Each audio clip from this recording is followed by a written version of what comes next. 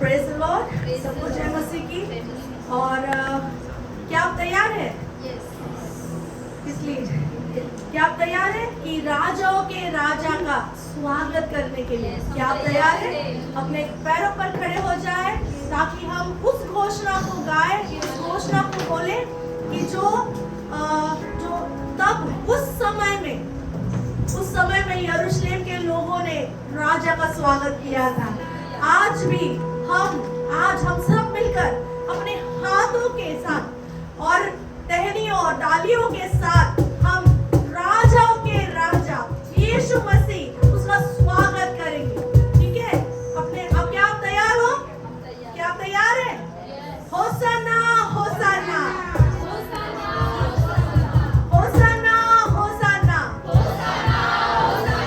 परमेश्वर के नाम से आने वाला राजा धन्यवादी है। परमेश्वर के नाम से आने वाला राजा धन्य है। होसाना होसाना होसाना होसाना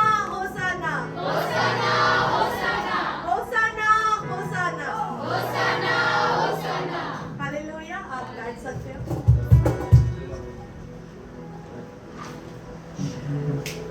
आइए हम परमेश्वर के वचन की ओर पढ़ते हैं। और सचमुच क्या आप आनंदित हैं? हम आज आनंदित हैं क्योंकि राजाओं का राजा हमारे बीच में मौजूद है। राजाओं का राजा, जैसे इस दिन, ये दिन है, पाम संडे का दिन है, ये हम पर्व मना रहे हैं, हम उत्सव को मना रहे हैं क्योंकि राजा यरूशलेम में आ गया। हमारा राजा हमारे बीच में आ गया। हमारा राजा यीशु मसीह जो हमारे साथ में हर समय रहता है, पवित्र आत्मा के रूप में वो हमारे साथ में रहता है, वो हमारे मध्य में है। वो परमेश्वर के नाम को धन्यवाद हो। मुंह को खोलकर परमेश्वर के नाम को धन्यवाद हो कि हमारा राजा हमारे साथ है। हमारा राजा हमारे साथ है। हम हमारे राजा को वेलकम करते हैं। हम हमारे राजा को इस काम में, हमारे दिलों में हम वेलकम करते हैं। और यीशु मसीह हमारे दिलों में आ जाए। हमारा राजा, हमारा यीशु मसीह हमारे दिलों पर राज करने पाए। और पवित्र आत्मा हम पर आ जाए, पवित्र आत्मा हम पर ठहर जाए। हालेलुया। आइए हम एक वचन को पढ़ते हैं, मेरे साथ निकाले। यशायाह नबी की किताब, उसका 10वां अध्याय और 27 वचन हम पढ़ेंगे। यशायाह नबी की किताब, उसका 10वां अध्याय और 27 वचन, 27 वर्स हम पढ़ेंगे। हम सब मिलकर पढ़ेंगे। यशायाह नबी की किताब, उसका 10वां अध्याय और 27 वर्स। उस समय ऐसा होगा कि उसका बोझ तेरे कंधे पर से और उसका जुआ तेरी गर्दन पर से उठा लिया जाएगा और अभिषेक के कारण वह जुआ तोड़ डाला जाएगा। Hallelujah, praise God. परमेश्वर का वचन आशीषित हो। जब हम आज वचन को पढ़ ही रहे हैं, वचन को पढ़ते पढ़ते आज परमेश्वर हमें छुए और खुदा की रूह हमें छुए और हमसे बातें करे। आज हम जैसे आए हैं, आज जब हम यहाँ पर परमेश्वर के भवन में जैसे जिस तरीके से आए हैं, हम जाते समय अपने राजा को लेकर जाएंगे। हम जाते समय परमेश्वर की उपस्थिति को लेकर जाएंगे। हम जाते समय जैसे उस गधे पर यीशु मसीह बैठा और उसके हालात बदल गए, हमारे भी हालात बदलते चले जाएंगे। हम विश्वास करते हैं आज का वचन हमारे लिए आशीष का वचन होने पाए। खुदा पवित्र आत्मा, हम आपसे दुआ करते हैं, आगे का सारा समय आपके हाथों में सौंपते हैं। हमारी अगुवाई करे राजा, यीशु के जिंदा नाम में मांगते हैं, सुना पड़ेगा। आमीन आमीन। Praise the Lord. जैसे हम जानते हैं कि आज पाम संडे है, आज का दिन हम त्योहार का दिन है, हमारे लिए त्योहार का दिन है क्योंकि राजा हमारे बीच में, हम राजा को स्वागत करने के लिए आज हम परमेश्वर के भवन में आए हैं। मेरे साथ आप निकाले मत्ती रचित सुसमाचार, उसका 21 अध्याय और उसका 1 से 10 वचन आज हम मनन करने जा रहे हैं। ये घटना यीशु मसीह की यरूशलेम में, यीशु मसीह का प्रवेश, यरूशलेम में यीशु मसीह का विजय के साथ प्रवेश, ऐसे बाइबल में टाइटल लिखा हुआ है। और मत्ती और मरकुस और लूका और यूहन्ना चारों शुभ वर्तमान में इस विषय में लिखा गया है। चारों जो गॉस्पेल है, चारों प्रभु के दास, प्रभु के शिष्य मत्ती, मार्क, मरकुस, लूका और यूहन्ना, इन चारों ने इस घटना को अपने शुभ वर्तमान में बताई है। इसका मतलब है कि इसके मायने हैं। ये बहुत इंपॉर्टेंट एक इवेंट था जब यीशु मसीह को यरूशलेम में एंटर करना था। जब यीशु मसीह का यरूशलेम में आना ये किस तरीके से था, ये इस विषय में लिखा गया है। तो हम वचन को पढ़ेंगे। मत्ती रचित सुसमाचार उसका 21वां अध्याय और उसका 1 से 10 हम पढ़ेंगे। यरूशलेम में विजय प्रवेश।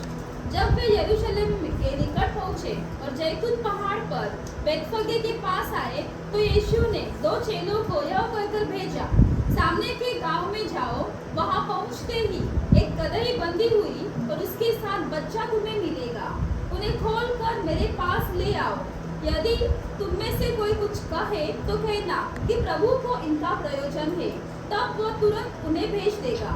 यह इसलिए हुआ कि जो वचन भविष्यद्वक्ता के द्वारा कहा गया था वह पूरा हो। सिय्योन की बेटी से कहो, देख तेरा राजा तेरे पास आता है। वह नम्र है और गधे पर बैठा है, वरन लादू के बच्चे पर। चेलों ने जाकर जैसा यीशु ने उनसे कहा था वैसा ही किया और गधे और बच्चे को लाकर उन पर अपने कपड़े डाले और वह उन पर बैठ गया। तब बहुत से लोगों ने अपने कपड़े मार्ग में बिछाए और अन्य लोगों ने पेड़ों से डालियां काटकर मार्ग में बिछाई। जो भीड़ आगे आगे जाती और पीछे पीछे चलती आती थी, पुकार पुकार कर कहती थी, दाऊद के संतान को होशाना। धन्य है वह जो प्रभु के नाम से आता है, आकाश में होशाना। जब उसने यरूशलेम में प्रवेश किया तो सारे नगर में हलचल मच गई और लोग कहने लगे, यह कौन है? लोगों ने कहा, यह गलील के नासरत का भविष्यद्वक्ता यीशु है। आमीन। Praise the Lord. पढ़े गए वचन पर परमेश्वर आशीष दे। यहाँ पर एक घटना का वर्णन है और यहाँ पर हम देखते हैं कि यरूशलेम में यीशु मसीह अपने चेलों के साथ आ रहे हैं। और जब यीशु मसीह उस जैतून के पहाड़ पर पहुंच गए, बेतफगे के पास जब पहुंच गए, तब उन्होंने अपने चेलों को, 2 चेलों को भेजा कि सामने के गांव में जाओ, वहां पर आपको एक गधी मिलेगी, गधी का बच्चा मिलेगा, तो उनको छुड़ा कर लेकर आओ। हम कई सालों से हम इस दिन को मना रहे हैं। कई सालों से हम पाम संडे सेलिब्रेट कर रहे हैं। हर बार जब ये दिन आ जाता है तब हम यीशु मसीह का स्वागत करते हैं। खजूर, अभी यहाँ पर हम इंडिया में रहते, खजूर की डालियाँ नहीं है, लेकिन जो भी डालियाँ हमारे पास है, हम उनको लहरा कर, अपने हाथों को ऊंचा कर कर हम हर साल इस दिन को सेलिब्रेट करते हैं। और हर बार हम इस घटना को हम याद करते हैं कि कैसे यीशु मसीह को यरूशलेम के लोगों ने रिसीव करा था, तो हम भी यीशु मसीह को हमारे जीवन में रिसीव करते हैं। और हर साल हम ये बात को करते हैं। हर साल हम यीशु मसीह को हमारे जीवन में बुलाते हैं और फिर धीरे धीरे हम हमारे चाल चलन में चले जाते हैं। हम जब गुड फ्राइडे, ईस्टर आता है, जब हम ये 40 दिन के उपवास आते हैं, हम अपने आप को बहुत तैयार करते हैं इस दिन के लिए, गुड फ्राइडे के लिए और ईस्टर के लिए हम बहुत तैयार करते हैं। जो चीज़ हम करते हैं तो वो 40 दिन में हम उन बातों को परहेज करते हैं, हम उपवास में चलते हैं, अपने आप को बदलने की कोशिश करते हैं, अपने आप को पश्चाताप में ले चलते हैं। क्यों? क्योंकि यीशु मसीह ने हमारे लिए जो बलिदान किया है, हम उसको याद करके हम ऐसा करते हैं और हर साल करते हैं। हर साल हम इस बात को करते हैं। जब 40 दिन के उपवास आते हैं, हम अपने आप को बहुत पवित्र करने की कोशिश करते हैं। इस बात अभी ये जब हम इस घटना को हम जब याद कर रहे हैं कि यीशु मसीह यरूशलेम में प्रवेश करने जा रहे हैं, और जब यीशु मसीह आ गए यरूशलेम के जो नगर में, जो फाटक में वो आ रहे हैं, तो वो रुक कर वहां पर अपने चेलों को कह रहे हैं कि 2 जन को भेजा और कहा कि बाजू के गांव में, सामने के गांव में गधी और गधी का बच्चा बांध कर रखा हुआ है। इसका मतलब है कि जो गधी जो थी वो बंधी हुई थी, किसी विशेष उद्देश्य के लिए वो गधी बंधी हुई। हम नहीं जानते कि कब से बंधी थी, वो कितने दिनों से कितने सालों से उस मालिक के पास बंधी होगी, हम नहीं जानते। लेकिन वचन कहता है कि वो वहां पर बंधी हुई थी। एक गधी का बच्चा, एक गधी का बच्चा जो एक घर में, किसी नगर में बांध के रखा हुआ है। मेरे यीशु को उसकी चिंता है। क्या मेरे साथ हो?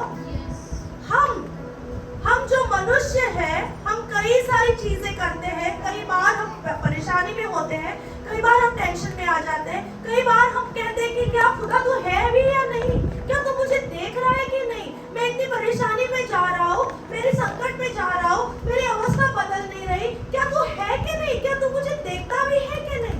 लेकिन वचन कहता है कि परमेश्वर की यीशु मसीह को उस गधे के बारे में, गधे के लिए वो कंसर्न है। एक गधे के बच्चे के लिए मेरा यीशु मसीह अगर कंसर्न है, तो सोचो मेरे और आपके लिए वो कितना अधिक सोचता होगा। मेरा यीशु मसीह आपके और मेरे लिए सोचता होगा, हर पल सोचता है। और वचन कहता है कि वो हमेशा, हर पल वो पिता से हमारे लिए मध्यस्थी कर रहा है कि हम तैयार हो जाए। जब यीशु मसीह बादलों पर दोबारा आए तो क्या वो कहता है कि क्या मैं तुम पे विश्वास पाऊंगा, है ना। तो हम तैयार होने के लिए यीशु मसीह पिता से मध्यस्थी कर रहा है। यहाँ पर हम देख रहे हैं कि यीशु मसीह चेलों को भेज रहा, कह रहा है कि ऐसे ऐसे जगह पर जाओ, वहां पर एक गधी बंधी हुई है, उसे छोड़ कर लाओ। यदि आपको कोई पूछे तो कहना कि प्रभु को इसका प्रयोजन है।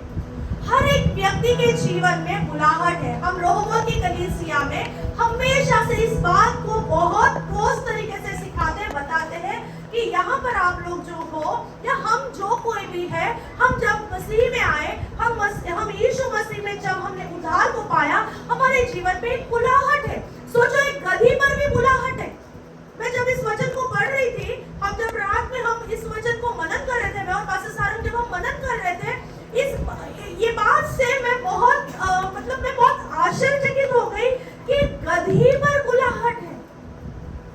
तो सोचो कि मनुष्यों पर कितनी अधिक बुलाहट हो सकती है। जो मनुष्य जिसे परमेश्वर ने अपने हाथों से बनाया, अपने हाथों से अपने स्वरूप में रचा, सोचो कि उसकी बुलाहट कैसी होगी। अगर एक गधी के बच्चे के लिए मेरा खुदा सोचता है, तो मेरे और आपके लिए वो कितना अधिक सोचता होगा। और ये गधी बंधी हुई है, ये गधी बंधी हुई है, ये अपने मालिक के घर में बंधी हुई है। ये तो मतलब मूकी है, ये बोल नहीं सकती। हम तो मनुष्य कई बार हमारी परिस्थिति को बोलते हैं, लोगों के पास बताते हैं, रोते हैं, हमारे दिल के हालात हम बताते हैं, और फिर हम कहते हैं कि हाँ अभी जो भी है खुदा देख लेगा। हम बोलते हैं। गधी बोल नहीं सकती, ये बेजुबान जानवर है, लेकिन ये बेजुबान जानवर के लिए भी यीशु मसीह सोच रहा है। उसके लिए वो योजना है कि उसको छुड़ा कर लेकर आओ। और चेले वहां पर जा रहे हैं। खुदा ने कहा, यीशु मसीह ने कहा कि जाओ, और तुम अगर तुमको कोई पूछ रहा है तो कहना कि प्रभु को इसका प्रयोजन है। कह रहा है कि परमेश्वर को उसकी जरूरत है, परमेश्वर को उसकी जरूरत है। आज मेरे और अपने आपके लिए भी परमेश्वर कह रहा है कि खुदा को हमारी जरूरत है। खुदा हमें चाहता है, वो चाहता है कि हम बंधुआई से छूटे, वो चाहता है कि हम बीमारी से निकले, वो चाहता है कि हम किसी भी बंधन में ना रहे। हमने जो वचन अभी पढ़ा, ऐसे यशायाह नबी की किताब 10:27 कह रहा है, अभिषेक के कारण हर वो बंधन, हर वो जुआ तोड़ा जाएगा। आज हम पर भी एक अभिषेक, हमने अगर पवित्र आत्मा पाया है, हमने यीशु मसीह को हमारे उद्धारकर्ता के रूप में अगर हमारे दिलों में लिया है, हम पर अभिषेक है। हम बंधुआई में नहीं रह सकते हैं, क्योंकि अभिषेक के कारण हर बंधन टूटेंगे। वचन कहता है अगर आज बीमारी है, आज कर्जे है, आज तंगी है, आज परेशानी है, कोई बात नहीं, अभिषेक के कारण जाती रहेगी। अगर ये गधी छूट रही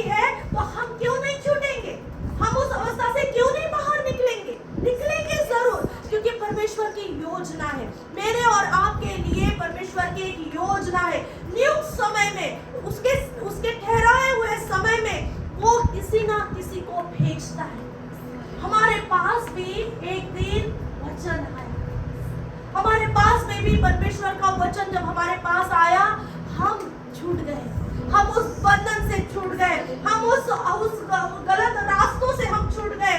हम हमारे जो हम पीछे अगर हमारे जीवन को देखते हैं, हम भी किसी दिन किसी मालिक के दरवाजे पे बंधे हुए थे, पाप के सरदार के दरवाजे पर हम भी बंधे पड़े थे। लेकिन यीशु मसीह ने हमारे लिए किसी को तो भेजा। याद करो वो दिन जिस दिन यीशु मसीह का सुसमाचार हम तक पहुंचा, हम छूट गए, हम छुटकारे में आ गए। हम जिस दिन हमने यीशु मसीह को हमारे जीवन में ले लिया, हम बंधन से आजाद हो गए, हम उस पाप के दास्यत्व से हम आजाद हो गए। हम जो इस संसार का हाकिम है, जो इस पाप का जो सरदार है, हम उसके बंधुआई से हम आजाद हो गए, क्योंकि खुदा ने किसी को तो भेजा था। हम यहाँ पर जब देख रहे हैं कि दो चेलों को यीशु मसीह भेज रहे हैं और कह रहे हैं बाजू के नगर में जाओ और गधी को लेकर आओ। मेरे साथ एक वचन को पढ़ेंगे, निर्गमन की किताब उसका 5वां अध्याय और पहला वचन। मेरे साथ निकाले, निर्गमन की किताब उसका 5वां अध्याय पहला वचन।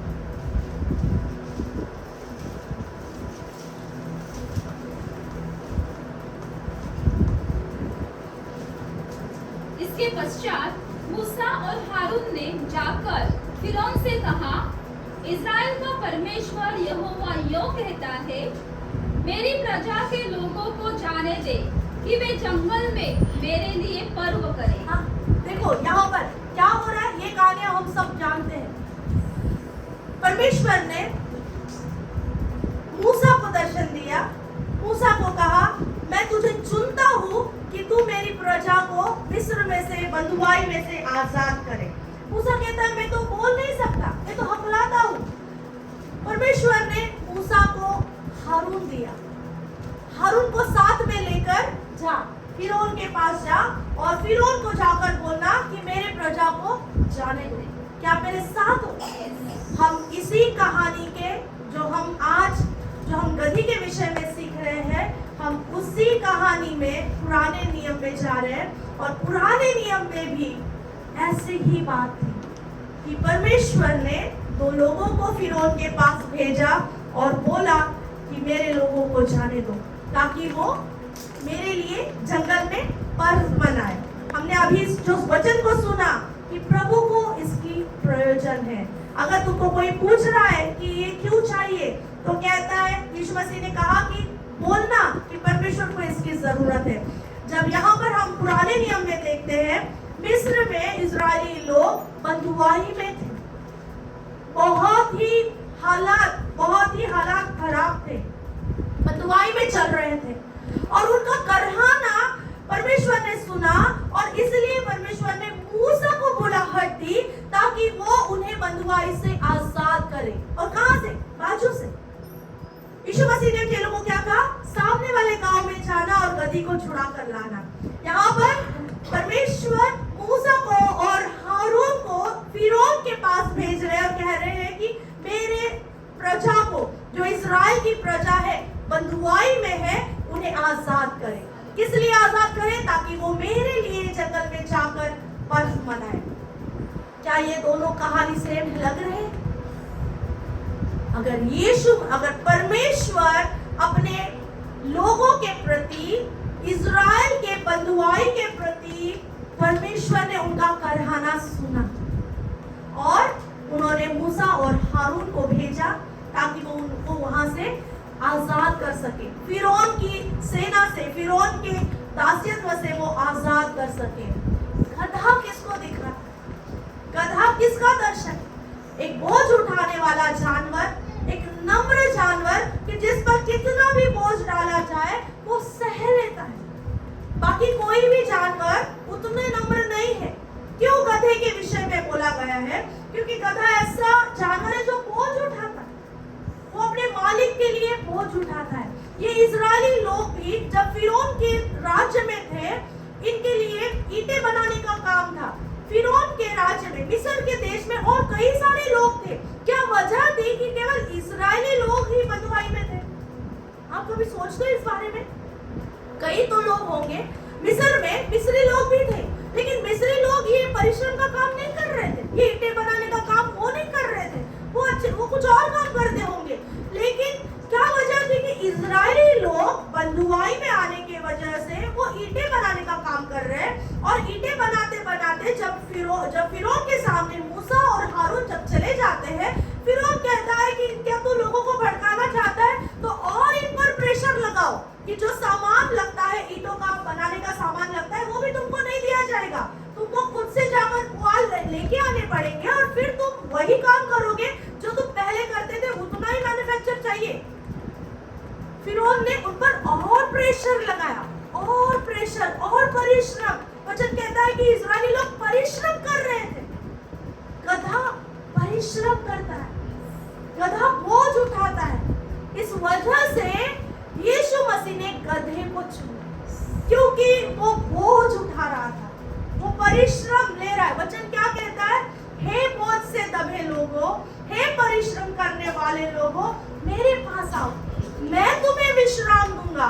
अगर हमारे जीवन में अगर कोई बोझ है, परिश्रम है, तो आज के दिन में जब हम यीशु के पास जाते हैं, हम विश्राम को पाएंगे, हम और आप विश्राम को पाएंगे।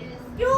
क्योंकि वचन कहता है यीशु मसीह ने उस गधे को बुलाया, अपने पास बुलाया, जैसे इजरायली लोगों को परमेश्वर ने अपने पास बुलाया। आए वो जब बाहर निकले, हम सभी लोग उस कहानी को जानते हैं कि कैसे मूसा ने इजरायली लोगों को उस दास्यगृह में से बाहर निकाला। और जब बाहर आए, उसके बाद में जब वो लोग बाहर आए, जंगल में घूमना शुरू किए, और जो उनका जीवन था, जो परमेश्वर क्या चाहता था कि ये मुझे जाने, ये मुझे जाने, ये मुझे राजा करके जाने, मैं इनका राजा हूँ, मैं इनका इजराइल का राजा मैं हूँ। लेकिन आगे जाने के बाद उन्होंने अपने लिए एक राजा की मांग की, जो शाऊल बना। जो लोगों ने इस राजा को नहीं सुना, उनको वर्ल्डली किंग चाहिए था, उनके साथ वाला किंग चाहिए था, राजा चाहिए था। इसके लिए उन्होंने शाऊल को, इसलिए परमेश्वर ने शाऊल को राजा बनाया। हम इस कहानी में वापस आते हैं, जब यीशु मसीह ने उस गधे को बुलाया, जब चेले उस गधे को लेकर आए, उस गधे के बच्चे पर यीशु मसीह बैठा। क्या आप इस बात को सोचते हैं कि एक गधे का बच्चा कितना नाजुक होएगा, उस पर वो उतना बोझ, क्या वो एक व्यक्ति का बोझ, जैसे भी यीशु मसीह इस समय में 33 साल के हैं, 33.5 साल के यीशु मसीह है, एक मतलब जवान है, तो कुछ वजन होएगा, है ना? तो एक गधी का बच्चा पे अगर एक व्यक्ति बैठ रहा है, तो क्या वो बोझ उठा सकता है? क्या वो बोझ उसको उठाने होएगा? लेकिन वचन कहता है मेरा जुआ हल्का है, मेरा जुआ सहज है ना? वचन क्या कहता है? हम पढ़ेंगे उस वचन को, मत्ती रचित सुसमाचार उसका 11 का 30 वचन कहता है, क्योंकि मेरा जुआ सहज और मेरा बोझ हल्का है।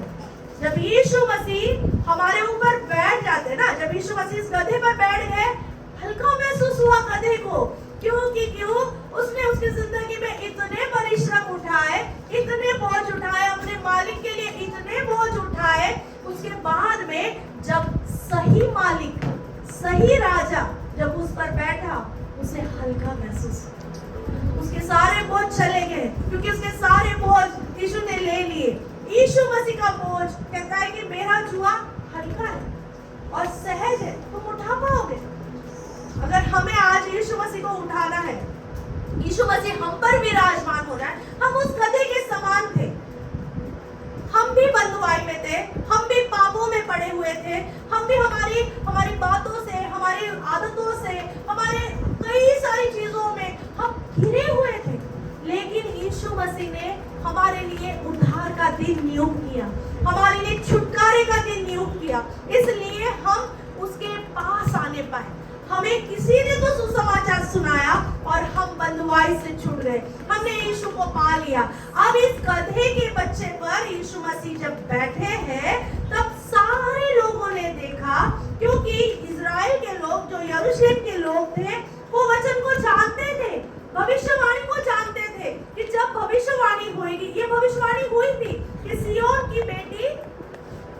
सियोन की बेटी से कहो, हाँ। देख तेरा राजा तेरे पास आता है, हाँ। वह नम्र है हाँ। और गधे पर बैठा है। हाँ, वह देखो अभी लंबा- राजा कैसा राजा, इज़राइल के लिए, यरूशलेम के लिए ये भविष्यवाणी थी कि जब भी तुम्हारा राजा आएगा वो गधी के बच्चे पर बैठकर आएगा। यरूशलेम के लोगों को उनके आंखों के सामने ये भविष्यवाणी पूरी हो रही है, वो भविष्यवाणी पूरी हो रही है। इस वजह से वो आदर के साथ लोगों ने अपने कपड़ों को डाला, क्योंकि जब पुराने नियम में जब राजा आते थे तो लोग अपने कपड़ों को बिछाते थे।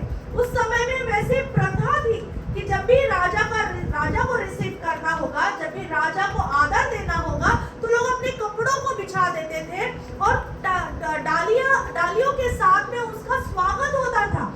इसलिए जब ये भविष्यवाणी पूरी हुई, इज़राइल के लोगों ने अपने कपड़ों को डाला ताकि वो गधा और उस पर बैठा हुआ यीशु मसीह वहां से गुजर सके। जब वो वहां से गुजर रहे थे, ये वचन के बाद में जब हम देखते हैं कि लूका रचित सुसमाचार उसका 19 का 41 वचन, वहां पर लिखा हुआ है कि जब यीशु मसीह यरूशलेम से होकर गुजर रहे थे, लोगों ने बहुत आनंद के साथ उसको रिसीव किया, बहुत आनंद के साथ होसाना होसाना करके जोर जोर से जय घोष दे रहे, गा रहे हैं कि राजाओं का राजा जो प्रभु के नाम से आ रहा है, धन्य है वो राजा, ये कह रहे हैं। ये कहने के बाद यीशु मसीह जब यरूशलेम से बाहर आ रहे, नगर के बाहर, तो वचन कहता है कि यीशु मसीह रो रहे हैं। यीशु मसीह रोए, किस लिए? यरूशलेम के लिए रोए, क्योंकि वो जानते थे आज जो भीड़ मुझे रिसीव की है, आज जिस भीड़ ने मुझे जो आनंद दिया हुआ है, जिस भीड़ ने मेरा जय घोष किया है, कल यही लोग इनके जय घोष बदल जाएंगे। आज ये कह रहे हैं कि राजाओं का राजा धन्य है, कल ये कहेंगे इसको क्रूस पे लगाओ, इसको क्रूस दे दो। यीशु मसीह जानता था, वचन कहता है कि तूने तेरी आंखों से देखा लेकिन तू समझ नहीं पाई। यरूशलेम के विषय में यीशु मसीह जहाँ बोल रहे हैं कि उनको दुख हो गया कि तेरे आंखों के सामने भविष्यवाणी पूरी हो रही है, लेकिन फिर भी तुमने उस भविष्यवाणी को नहीं माना, और जो राजाओं का राजा जिसे तुम आज ले रहे हो अपने जीवन में, उसे तुम कल क्रूस पर लटकाने जाते हो। इसलिए यीशु मसीह रोया, यरूशलेम के लिए रोया। क्यों? वही यरूशलेम जो आज यीशु मसीह को राजा कह रही है, वही यरूशलेम कल जाकर उसे कहेगी कि इसे क्रूस दे। हमारे जीवन में हम एक गधे के समान थे, हम बंधुआई में थे। यीशु मसीह ने हमारे जीवन में उद्धार को दिया, उसने हमारे पापों को धो दिया, उसके लहू में हम हमारे सारे पाप धुल गए, हम उद्धार में आए, हमने नया जीवन को पाया, अनंत जीवन को पाया। लेकिन जब संसार में चल रहे हैं तो हम चलते यीशु मसीह को हमारी बातों से, हमारी सोचों से हम उसे सलीब पर लटकाते हैं। हमारी हर हरकतें जो परमेश्वर को मंजूर नहीं है, ऐसी हरकतों से हम उसे सलीब पर लटकाते हैं। और यीशु मसीह को दुख होता है इस बात से, पवित्र आत्मा शोकित होता है इस बात से। आज हम यीशु मसीह को रिसीव कर रहे हैं, राजाओं के राजा के तौर पर हमने रिसीव करा। उस गधे पर यीशु मसीह बैठा है, लेकिन जब वो गधा ज्यादा लंबा जा नहीं पाया, यरूशलेम तक ही गया, उसके बाद में उस गधे का कहीं जिक्र नहीं है। और उसके बाद में कहा है कि यरूशलेम के नगर के पास जाकर यीशु मसीह रो रहा है, क्योंकि आज जिस गधे पर वो बैठा है, कल वो गधा नहीं है। हमारे जीवन में यीशु मसीह कल, आज और युगानुयुग सरीका होना चाहिए। अगर हम उस गधे के समान हैं, तो हमें नम्रता से, यीशु मसीह अगर हमारे जीवन में रहना है तो कैसे रहेगा?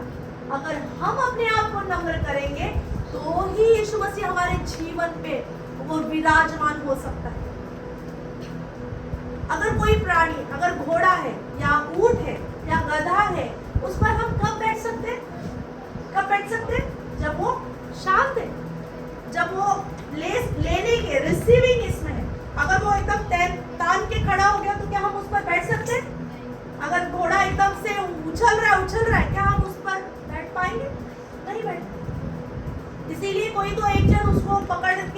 दावनी में रस्सी लगा के रखते हैं ताकि वो कंट्रोल में रहे, है ना। ये गधा भी जब ये खुद को, ये गधा कैसे, मतलब गधे की क्यों इस्तेमाल किया गया, क्योंकि गधा नम्रता को दिखाता है। वचन भी कहता है जो हमने पढ़ा कि सियोन की बेटी तेरे लिए चिन्ह होगा कि तेरा राजा गधे के बच्चे पर बैठा है और वो नम्र है। अगर मेरा यीशु मसीह राजा का राजा होने के बावजूद भी गधे पर बैठकर अपनी नम्रता को दिखा रहा है, तो सोचो कि मुझे और आपको कितनी अधिक नम्रता की जरूरत है। हमें हमारे जीवन में कितना नम्र होना है ताकि यीशु मसीह विराजमान हो सके। नहीं तो हम हमारे हरकतों से, हमारी बातों से, हमारे बर्ताव से हम यीशु मसीह को गिरा देंगे। अगर आज वो गधा हम है, हम पर यीशु मसीह विराजमान है, हम अगर घमंड में आ गए, हमने बोला कि नहीं हम हमारे मर्जी से चलेंगे, तो हमारे ऊपर से यीशु मसीह गिर जाएंगे, उतर जाएंगे, वो पवित्र आत्मा रह नहीं पाएगा। जब हम नम्र होते हैं तभी पवित्र आत्मा की उपस्थिति हम पर बनी रहती है।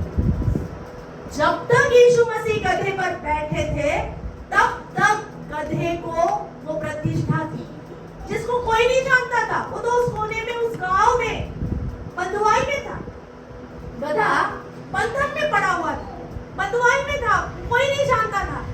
लेकिन कोई नहीं जानता था, लेकिन यीशु मसीह के जहन में वो था, उसके जहन में था, उसके मन में वो था कि इस गधे को उसको छुड़ाना चाहिए। आप और मैं भी ऐसे ही थे, कई बार ऐसे ही थे। जब हम यीशु मसीह को जानते नहीं थे, इस गधे के समान थे, कहीं तो पड़े हुए थे, कहीं तो कीचड़ में पड़े हुए थे, किसी पाप में, किसी गंदी अवस्था में, कोई लालच में, करप्शन में, हम किस पता नहीं किस कैसे हालातों में हम पड़े हुए थे। लेकिन यीशु मसीह ने हमें बुलवाया, हमें बुलाया, अपने पास लाया। हमारे पास लाने के बाद वो हम पर विराजमान हो गया।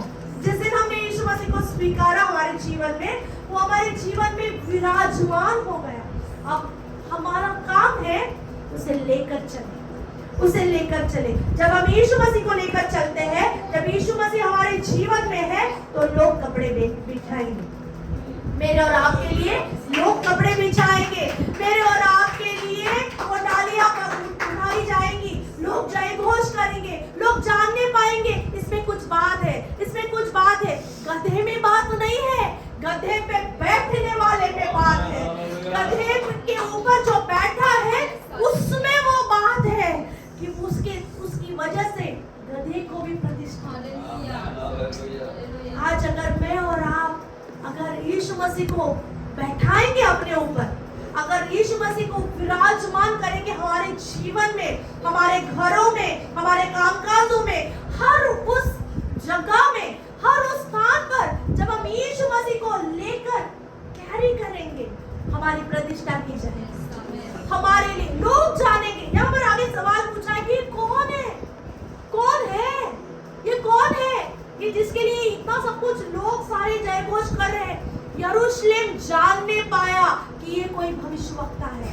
आप और मैं जब यीशु मसीह को कैरी करते हैं, जब आप और मैं जब पवित्र आत्मा को कैरी करते हैं, लोग जानने पाते हैं कि ये परमेश्वर के लोग हैं, ये परमेश्वर के जन हैं, ये चुने हुए वंश है, ये ऐसे साधारण व्यक्ति नहीं है। ये पहले साधारण थे, ये गधा साधारण था, लेकिन जब यीशु मसीह उस पर बैठ गया वो असाधारण बन गया।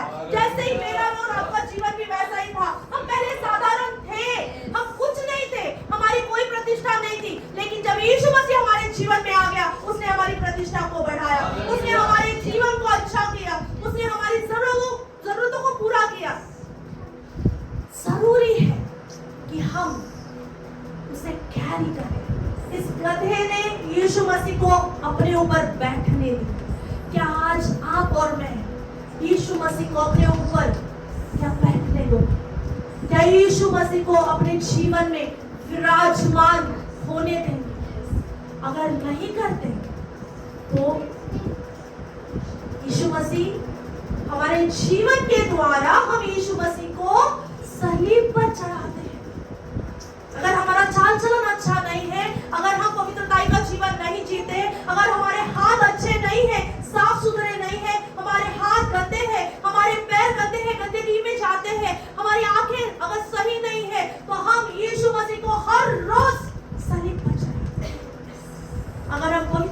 का जीवन जीते हैं तो यीशु मसीह हमेशा हम पर बना है, वो हम पर बैठता है। और अगर वो हम पर है, अगर वो हमारे दिलों पर राज कर रहा है, सभी लोग जानने पाएंगे कि ये मसीह का बंदा है, ये मसीह की बंदी है, ये साधारण नहीं है। आज मैं आपको इंकरेज करना चाहती हूँ, गधे के समान, उस गधे के समान जिसने यीशु मसीह को अपने ऊपर बैठने दिया। आज हमारे जीवन में भी हम यीशु मसीह को अपने जीवन में ले लो, हर एरिया में ले लो, हर एरिया में ले लो। जब आप हर एरिया में एवरी सेकेंड, हर समय, हमने पिछले ये महीने में हम जैसे हमको परमेश्वर ने प्रॉमिस वर्ड दिया है, you are the presence carrier of God. हम परमेश्वर की उपस्थिति लेकर चलने वाले, हम वो मिलाप वाले तंबू है, हम वो साक्षी के तंबू है जिसमें परमेश्वर की उपस्थिति रहती है।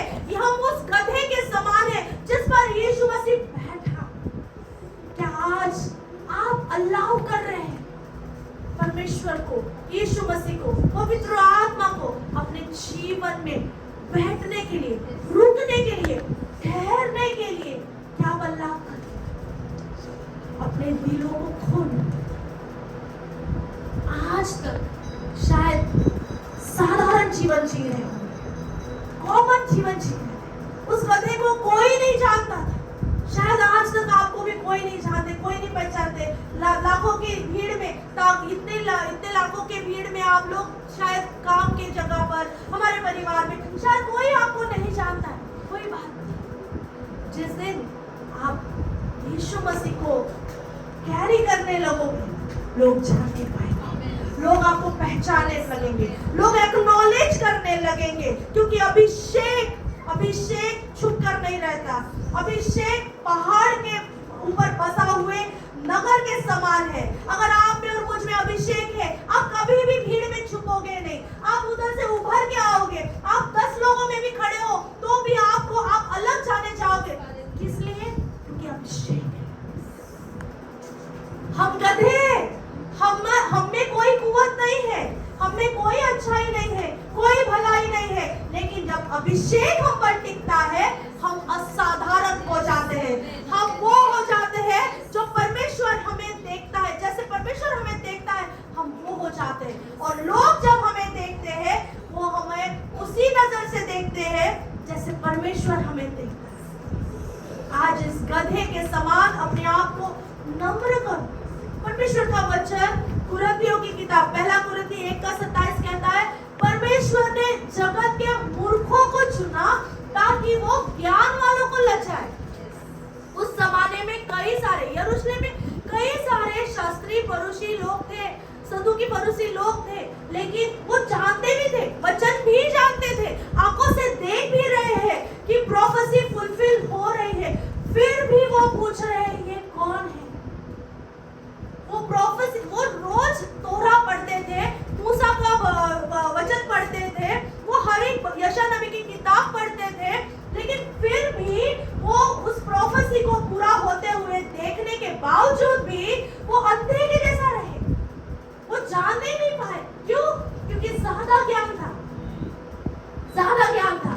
लेकिन जो इजराइल के लोग थे, जो यरूशलेम के लोग थे, जो साधारण लोग थे, वो समझ नहीं पाए। उन्होंने अपने कपड़े उतार कर डाल दिए, उन्होंने झाड़ के पेड़ों की टहनियां उठा कर डालियां बिछा दी। क्यों? क्योंकि उनको ज्यादा ज्ञान नहीं था, लेकिन उतना पता था कि कोई बड़ा व्यक्ति है, गधे पे सवार बैठकर आया है। वो पूछ रहे कौन है, तो लोग कह रहे ये भविष्यवक्ता है, ये भविष्यवक्ता है। आज खुदा कहता है कि परमेश्वर ने मूर्खों को चुना है, इस गधे को चुना। इसके बदले कोई घोड़ा बिड़ा कुछ भी चुन सकता था, लेकिन खुदा क्या दिखा रहा है कि मैंने गधे को चुना, मैंने निर्बुद्धियों को चुना ताकि ज्ञानवानों को लजाऊं, मैंने निर्बल को चुना ताकि बलवानों को लजाऊं। ये निर्बल है, गधे का बच्चा निर्बल है। सोचो कि कितना निर्बल होगा कि एक व्यक्ति को एक 33 साल के पुरुष को अगर उसे बैठाना है, एक गधे के बच्चे में उतनी ताकत है? वचन कहता है कि उसने निर्बल को चुना ताकि बलवानों को लचाए। आज शायद मूर्ख हैं, शायद गधे के समान हैं, शायद हम में बल नहीं है, हम निर्बल हैं, हमारे हालात बहुत खराब है, लेकिन खुदा कहता है मैंने तुम्हें चुना है, मैंने तुम्हें चुना है। इसलिए चुना है कि जो बड़ी बड़ी बातें करते हैं, जो बड़े बड़े सोचे, जो बड़े बहुत पढ़ते हैं, वचन को पढ़ रहे हैं लेकिन मान नहीं रहे हैं, मैंने उनको नकार कर मैंने तुमको चुना है, क्योंकि तुम विश्वास कर रहे हो मुझ पर, तुम मुझे बिना देखे अगर तुम मुझे राजा करके मान रहे हो, मैंने तुमको चुना है। और इसलिए चुना है कि ताकि मैं दूसरों के सामने उनको प्रतिष्ठित करूं, उनको उनके सामने उनको लजाऊं। उनको लजाने का मतलब क्या है? उनको लजाने का मतलब है तुम्हें ऊंचा कर, खुदा हमें ऊंचा करने पर आप विश्वास करें। अगर हम अपने आप को नम्र करते हैं, गधे के समान नम्र करते हैं, तो मेरा यीशु मसीह हम पर बैठने तो हम पर विराजमान होने पर है। और अगर यीशु मसीह विराजमान हो गया ना, हम जहां जहां जाएंगे हम प्रतिष्ठा को पाएंगे। हम जहां जहां जाएंगे लोग जानने पाएंगे इनमें कुछ बात है। हम जहां जहां जाएंगे, हमारे घरों में, हमारे कामकाज में, हमारे हर एक स्थिति में, हर एक परिस्थिति में लोग जानने पाएंगे कि इसमें कुछ बात है। क्यों? क्योंकि यीशु मसीह विराजमान है, क्योंकि पवित्र आत्मा एम्पावर है। वचन कहता है प्रेरितों के काम 1:8, जब पवित्र आत्मा तुम पर आएगा तुम सामर्थ को पाओगे। यरूशलेम, यहूदिया, समरिया और पृथ्वी की छोर तक मेरे गवाह ठहरोगे। सिर्फ यरूशलेम में नहीं, यहाँ पर ये गधा यरूशलेम तक ही रुक गया, लेकिन अगर ये गधे पे यीशु मसीह बैठ गया ना, तो मैं तो पृथ्वी की छोर तक जाएगा। ये गधा पृथ्वी की छोर तक जाएगा। ये गधा यीशु मसीह का गवाह ठहरेगा। ये गधा सामर्थ को पाएगा, क्योंकि पवित्र आत्मा हम पर आया, हम पर अभिषेक है। अभिषेक के कारण हर एक जुआ तोड़ा जाएगा। हमारे जीवन में अगर कोई बंधन है, कोई बात है, कोई ऐसी वजह है कि जो हमें बंधन में रखती है, आज यीशु मसीह के नाम से वो अभिषेक टूटा जाएगा। अपने आप को अभिषिक्त देखने को शुरू करो। अपने आप को उस गधे ने, जब वो गधा चल रहा होगा, सोचो कि वो कैसे महसूस करता होगा। जो गधा कितने तो दिनों में गंदा सा पड़ा होगा, कहीं तो धूप खाता हुआ, कहीं तो रखा हुआ है, कहीं किसी दरवाजे में रस्सी से बांधा हुआ, कैसी हालत होगी उसकी। लेकिन ऐसे गधे को वो छुड़वा कर लेकर आए हैं। हाँ, और एक बात कि खुदा कह रहा है कि अगर तुमको कोई पूछे तो कहना कि प्रभु को इसकी जरूरत है। जब बंधुआई से छूटते हैं, कोई शैतान, कोई भी हाकिम, कोई भी अंधकार की शक्ति आपको बांधे नहीं रख सकती है, क्योंकि परमेश्वर को आपकी जरूरत है। जब परमेश्वर आपको बुलाता है, कोई भी परिस्थिति, कोई भी हालात आपको बांध कर नहीं रख सकते। यहाँ पर ये वचन को बता रहा है कि जब समय आ जाता है ना, उस समय में जब यीशु मसीह, जब परमेश्वर का नियुक्त समय हमारी बुलाहट के लिए है, कोई भी शत्रु की ताकत हमें बांध कर नहीं रख सकती। वो बंधन टूटते चले जाते हैं। और क्यों बंधन टूटते? क्योंकि खुदा को आपकी और मेरी जरूरत है। खुदा को मेरी जरूरत है। बोलो मुंह खोल के, खुदा को मेरी जरूरत है। खुदा को मेरी जरूरत है। मैं खुदा के लिए वो गधा बनना चाहता हूँ। मैं परमेश्वर के लिए वो गधा बनना चाहता हूँ जिस पर तू विराजमान हो सके। ये कह रहा है, यहाँ पर वचन कह रहा है, खुदा हम घटे,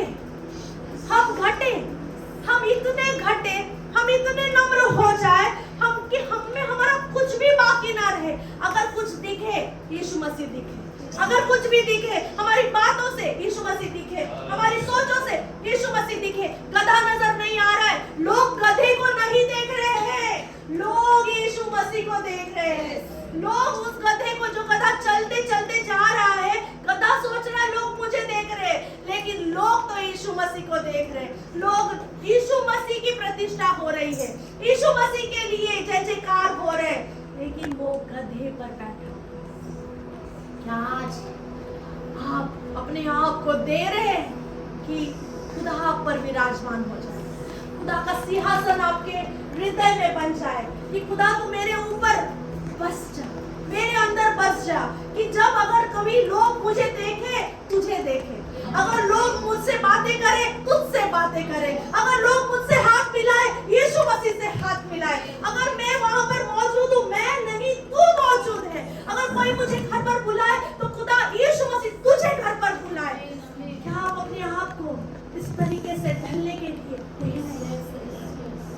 अभिषेक के कारण हर एक जुआ को अगर आज एक गधा, अगर गधे को परमेश्वर की जरूरत है तो मेरे और आप को, आपके लिए परमेश्वर को कितनी जरूरत है।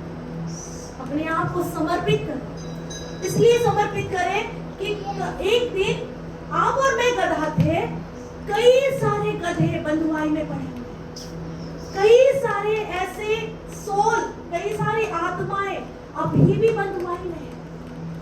लेकिन अगर हम वो दो चेले बनकर अगर नहीं जाएंगे तो गधे छूटेंगे।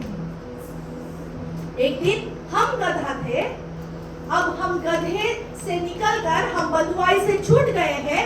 अब हम वो दो चेले बनना है कि जो दूसरे गधों को खोल सकते हैं, जो दूसरे गधों को यीशु मसीह के पास ला सकते हैं। क्या आप तैयार हैं कि यीशु मसीह का सुसमाचार सुनाने के लिए, ताकि ऐसे बंधुआई में जो लोग हैं उनको आजाद कर सके, उनको यीशु के पास ला सके।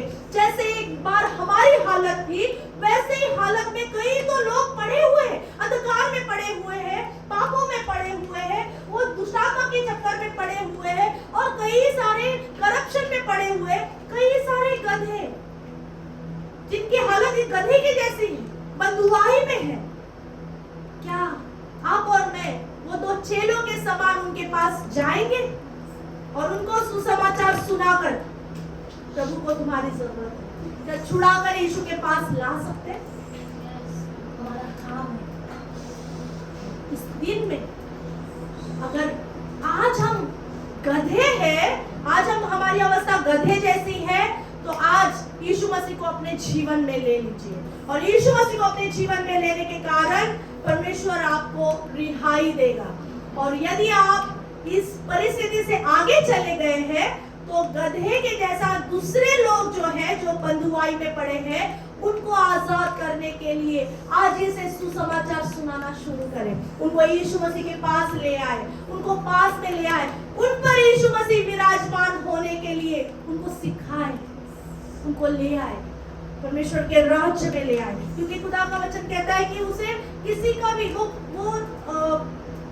किसी का नाश नहीं होना चाहिए करके खुदा कोशिश करता है कि किसी का नाश ना हो, है ना। सभी ने अनंत काल के जीवन में आना है, सभी ने जानना है कि यीशु मसीह राजा है, सभी ने जानना है, सभी ने अपने मुंह से अंगीकार करना है कि यीशु मसीह उद्धार करता है। आज अपने आप की, अपनी भुलाहट को समझे। प्रभु को आपकी जरूरत है, प्रभु को आपकी जरूरत है। यीशु मसीह को अपने जीवन में ले लीजिए, एम्पावर करने दीजिए। यीशु मसीह जब हमारे ऊपर, पवित्र आत्मा जब हमारे ऊपर आ जाता है, हमारी बातें बदल जाती है, हमारी सोचें बदल जाती है, हम में से यीशु मसीह दिखने लगता है। जैसे यहाँ पर लोगों ने देखा, लोगों ने गधे को नहीं देखा, लोगों ने गधे पे सवार यीशु मसीह को देखा। हमारे जीवन से भी यीशु मसीह सवार हुआ दिखना चाहिए। हमारे बातों से यीशु मसीह सवार है, हम पर, हमारे अंदर बसा हुआ है, ये दिखना चाहिए। जब लोगों को दिखेगा, लोग जानेंगे, अरे ये परमेश्वर के जन है, ये प्रभु का बेटा है, ये यीशु मसीह के साथ में जुड़ा हुआ है, ये यीशु मसीह का दोस्त है, ये साधारण व्यक्ति नहीं है। हम परमेश्वर के पुत्र हैं, हम परमेश्वर के पुत्र हैं। कब कहलाते? जब हम पवित्र आत्मा के चलाए चलते हैं, तब हम परमेश्वर के पुत्र हैं। पवित्र आत्मा को अपने जीवन में ले लो, बसने दो। जब पवित्र आत्मा हम पर बस जाएगा ना, लोग जानने पाएंगे इन पर अभिषेक। आज के दिन उस गधे के समान, जैसे उस गधे ने अपने आप को दे दिया, यीशु मसीह को अपने ऊपर बैठने दिया, हमें भी अपने बातों से, चाल चलन से, अपने हर एक कामों से यीशु मसीह को आनंद देना, उसे बैठने देना, अनादर नहीं करना। अगर हम हमारे हिसाब से चलेंगे, अगर हम हमारी बातों से चलेंगे, हमारी सोचों से चलेंगे, तो शायद हम यीशु मसीह को गिरा देंगे, है ना, अपने ऊपर से गिरा देंगे। पवित्र आत्मा शोकित हो जाएगा, बाजू में जाकर खड़ा हो जाएगा। हमें हर समय उसकी उपस्थिति से घिरे रहना। अगर हम हमारी बातों से, अगर यीशु मसीह को हम सलीब पर चढ़ा रहे, हमें पश्चाताप करना चाहिए, हमें देखना चाहिए हमारे जीवन में कौन सी ऐसी बात है जो हम पर जो यीशु मसीह बैठा है उसे उतार देती है। ऐसी कौन सी बात है, ऐसा कौन सा स्वभाव है कि जो मुझ पर यीशु मसीह बैठा है वो उतर जा रहा है, मैं उसे उतार दे रहा हूं, मैं उसे बाजू में कर रहा हूं, मैं उसे अपमानित कर रहा हूं। हमें इस बात को सोचना चाहिए और हमारे अपने रवैये को सही करना चाहिए, ताकि यीशु मसीह हमेशा से हम पर विराजमान है। पवित्र आत्मा हमेशा से हम पर विराजमान है। आइए अपने हृदय को तैयार करें, अपनी आंखों को बंद करते हैं, अपने दिलों को तैयार करते हैं। वो यीशु मसीह जो राजाओं का राजा है, जिसके हाथ में सारा अधिकार है, उसे हमारे हृदय में बुलाते हैं। खुदा बाप हमारे दिल में आ जाए। शायद मेरे अंदर ऐसी कोई बात है जो तुझे मुझ पर विराजमान होने के लिए रोकती है। खुदा मैं आज पश्चाताप करती हूँ, मैं उन बातों को, उन स्वभाव को मेरे अंदर से निकाल देती हूँ। वो सारे गुस्से को, वो सारे झगड़े को, वो सारी कुड़कुड़ाहट को, वो सारी ऐसी बातें, गंदी गंदी बातों से और निंदा से और चुगली से और ऐसी कई तो बातें प्रभु जिसकी वजह से खुदा मैं तुझे अपने ऊपर रख नहीं सकती। खुदा मैंने तुझे दुख दिया है राजा, खुदा मैं तुझसे क्षमा मांगते हैं, हम क्षमा मांगते हैं प्रभु जी, पश्चाताप करते हैं राजा, और प्रभु अपने आप को नम्र करते हैं उस गधे के समान, जैसे उस गधे के ऊपर तू विराजमान हो गया। मेरे खुदा आज मेरे जीवन में आ जा, मुझ पर विराजमान हो जा, तेरा अभिषेक मुझ पर हमेशा हर समय बना रहे खुदा। और प्रभु ताकि वो अभिषेक प्रभु मेरे बंधुआई को तोड़ने वाला अभिषेक हो सके प्रभु जी, ऐसा करना है खुदा।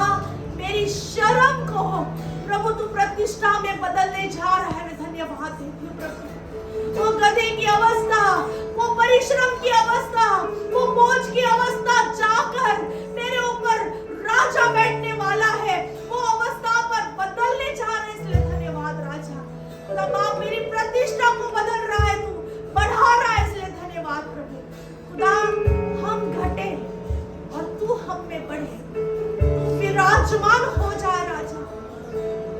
सही मायने में खुदा तू मेरे दिल का राजा बन जा, मेरे घर का राजा बन जा, मेरी हर कामों में खुदा मुझे महिमा दिलाने पाओ, ऐसा मुझे कर राजा। खुदा आज का वचन तूने दिया, धन्यवाद प्रभु। अद्भुत तरीके से तूने चलाया, धन्यवाद राजा। जैसे इजरायली लोगों को तूने बंधुआई से निकाला प्रभु, हमको भी तूने पाप के बंधुआई में से बाहर निकाला राजा, और अपने राज्य में ले लिया प्रभु। हम धन्यवाद देते हैं राजा। खुदा बाप हमेशा से आपकी उपस्थिति में घिरे रहने के लिए हमें सहायता करें। जो वचन हमने आज सुना है, जो वचन मनन किया है राजा, 100 गुना फलों को लाने वाला हो सके, हमारे जीवन को बदलने वाला हो सके राजा। शत्रु हमारे इस दिल से प्रभु वचन को चुराने न पाए, इसलिए यीशु का लहू इस वचन पर बोलते हैं राजा। ये वचन हमारे लिए आशीष का कारण